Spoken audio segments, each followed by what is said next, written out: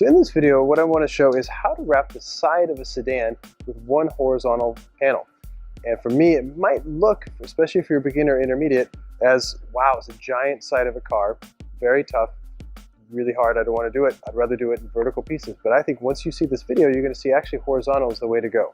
Why? For me is it eliminates registering, and registering is actually very tough for vertical panels, especially if you're working with aggressive film. Again, for me, also a horizontal panel is once you get it set up, especially with two people, is really quick way to wrap. Straightforward, get it on. So for me, the trick to wrapping horizontal is seen in sections. So for me, you got a fender, a door, and the back. You also got your handles, which are taken off. Great. Mirror taken off, so this makes it flat. So I highly recommend taking off the hardware, especially door handles and mirrors, if you can. Then it's all about getting everything lined up and registered. So this is where you want to take your time and make sure you get the right placement. Very important. Then you want to set up your temporary hinge, release the backing paper, and then set up your permanent hinge. This is exactly, we're going to wrap this exactly the way the hood was wrapped. Set up your hinge. So where's your hinge here? Okay. For me, in the hood, it was right in the middle. You work left to right. But for me, on a side of a sedan, your hinge is here.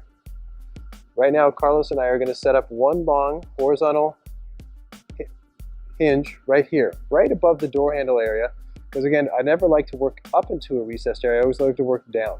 So for here, we're going to lock it in here. Once we lock it in here, again, no different than the hood, what we're going to make is 4 triangles. I'm going to pull this way. Carlos is going to pull this way.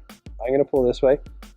Or Carlos is going to pull this way, and I'm going to pull this way. So by pulling in 4 triangles, no different than the roof, hood, trunk, is by pulling in these directions, it makes the whole side of the car flat. And you'll see it, and if you have never seen triangles before, this is where I think it's going to knock your socks off, because this is what saves me huge amounts of time and creates quality. Is by making this whole side flat, we're instantly going to rock and roll. So once we get that set up, great, because then we can just kind of work together, squeeze everything on, start cutting everything out. So again, we're going to process through this, and obviously what we talked about earlier is this the right car? No. So again, this was designed for a Ford Taurus. This is a Buick. So are the graphics going to fit here correctly? Probably not, okay? But what I loved about Stephen's design, I think this is really important for anyone out there designing, is he didn't put any really important elements on this design in critical areas. Like this Wrap Institute now is kind of in a safe spot top to bottom. It's not critical, it's not really close to any type of edge. The Avery Dennison logo is centered on the door, but it has enough play top to bottom where you can shift it. Same thing with a Muto here. So for me, that's really important. But we also have to think about the other side, where the other side was made more difficult because you got this transition green line that has to match up with the passenger side. So we're going to have to make sure that this lines up here. That could be difficult because then the Wrap Institute might get cut off by the backlight. But what you'll see in the video, and I'll talk about this on the voiceover, is how we're going to make this line up without actually having to think about the big panel, just more on this section here, which I think that's called seeing in sections based on print and not vehicle. So again, what you're going to see is this is a driver's side with a horizontal panel. Actually, it's the easiest way to wrap a car, straightforward and simple, and it actually reduces production time because there's no need to trim the panels on a cutting table and bring it down. Just basically take the backing paper off, rock and roll. So let's get to it. So first thing Carlos and I do is just bring the panels to the car. Everything's been prepped and clean, and we're just going to try to get it in position, get a rough idea of where it's going to go. So we're not getting super precise here. We have lots of magnets on hand. I have like 3 or 4 pairs in my tool kit. Carlos does as well. So again, more magnets the better, even though there's 2 of us on here. So again, I want to make sure that it fits at the top. This is a 54-inch panel, so it's not going to reach the bottom.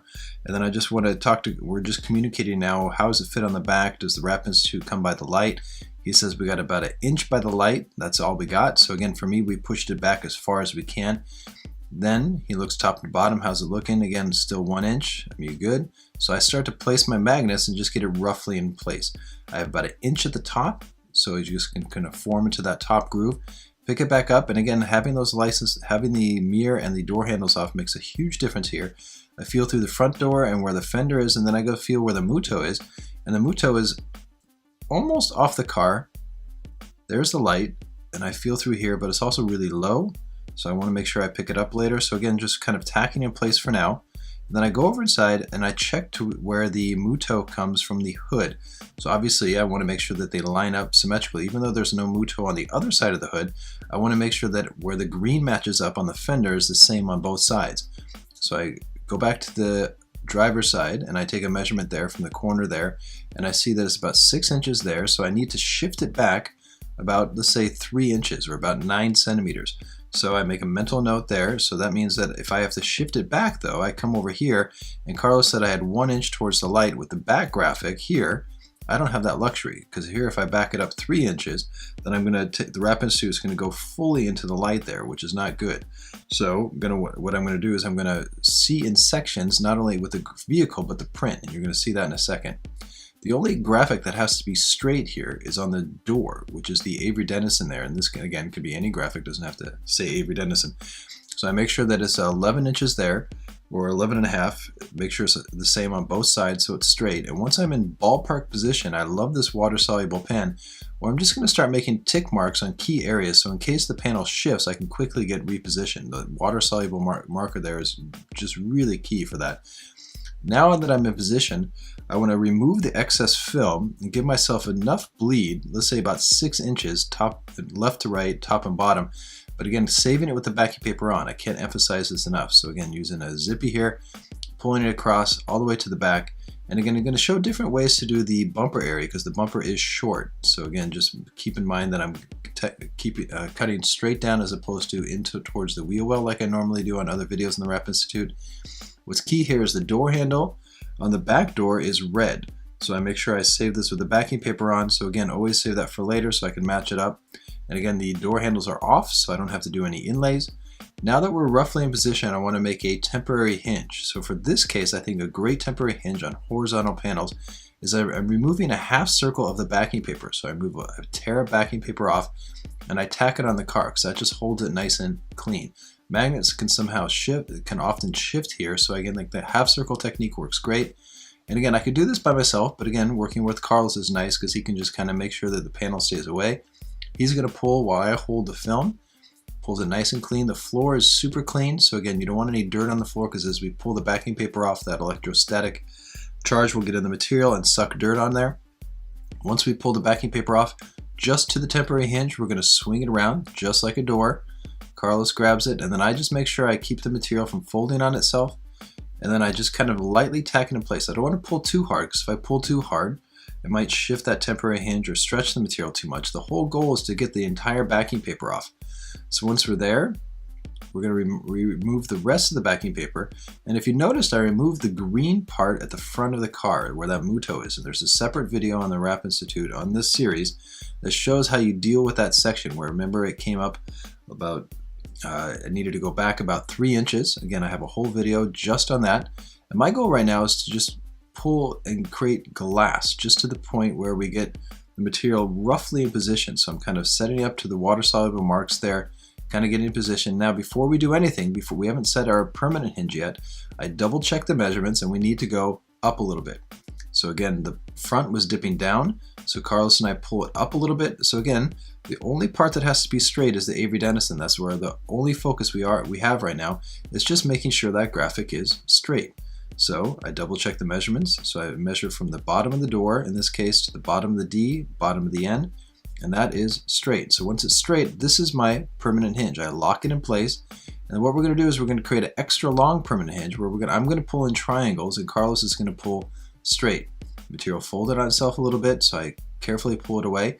And again, normally this type of film is really dry, but as I said in the prelude in the very beginning of the DVDs of this video series, is I said that this material, this ink, was oversaturated. So wrong profile was used, so it's tending to kind of fold on itself and be extra sticky. Also, it stretches quite a bit. So you saw that there, kind of folded on itself. So immediately pull it apart if it folds. Now we're going to pull in triangles again. So we created our permanent hinge. Carlos pulls to his corner, I pull to mine, and we got instant glass. And once we have glass, we squeegee. Notice we're not kind of keeping the material away. Why on earth would we keep the material away when it's this easy to squeegee once we have glass? So I'm just rocking and rolling. I use the soft squeegee here to kind of work it into this recessed area. Great use of the soft squeegee there for those type of areas. And watch. Triangle again, where we pick it back up to the permanent hinge to create glass right there. It'll fold it on itself. I'm going to pull up and away, and Carlos is going to pull up and away, and that's going to create glass on that upper section there. So very straightforward. The material folded on itself a little bit, so I pull it apart. And now we just evenly pull apart and bam, we have glass, nice and easy. It kind of folded up back there, so we pull again, just nice and easy. We work together, create glass. And again, we're stretching, but we're not overstretching. If we added heat there, we would definitely overstretch. But just by pulling cold in the shape of a triangle, create glass, and now that it's on, it just becomes all about just squeegeeing on. For this back section here, always it wants to fold on that corner, especially here at the bottom. So you want to create a relief cut. But again, notice how I said earlier that the material was oversaturated. Even though we were 1 inch from the light here, notice that even just by pulling it, because it was so saturated with ink, that it stretched and that now the rapiditude almost goes into the light. The P just comes short, which is great. But just by pulling the material, because it was oversaturated, it stretched about 1.5 inches by itself. That's not great, so definitely keep that in mind when you have oversaturated graphics. But I pull with the triangle there to neutralize the corner, do the corner first. Once I lock the corner in, after making that relief cut, look how easy it is right there. Again, no heat at this point because I've used relief cuts and triangles. That's really the key. Now I back it up and I'm going to spread the material out. I pull to the left, and now I'm going to pull to the right and straight, and look, bam, glass. And again, no need for heat. Again, it's not my goal not to use heat, but why would I need to use heat when I got good technique, great material, and relief cuts? Really important there. I'm relaxing the material onto the driver's side right now, as opposed to forcing it. At no point am I overstretching it. When the material gets to the edge, it's relaxed. That means for the long term, I have really good durability there because I'm not overstretching it. I'm not pushing it to the edge. I'm relaxing it to the edge. I'm going to use another triangle where I pull wide, pull up to the right and down towards the left, and it just flattens this area, and only when I have glass do I squeegee. Taking advantage of the AeroGress and repositionable technology of this particular film, and again, this is Avery Dennison, but most manufacturers have this technology in their adhesive today. Take advantage of it. Never squeegee as you go. Squeegee only when you got glass. So once all the material has been squeegeed onto the main surface, this is the only time you start to really truly cut the edges. So never cut anything out until the material is fully on the main surface area. I can't emphasize that enough, because if you need to pick it back up, if something jams, you can. If you cut it right away, you're kind of boxed in a corner. Now for this section here, we'll go to driver's side part 2 cutting, and you'll see how this driver's side is finished off entirely. Thanks for watching. Justin Pate.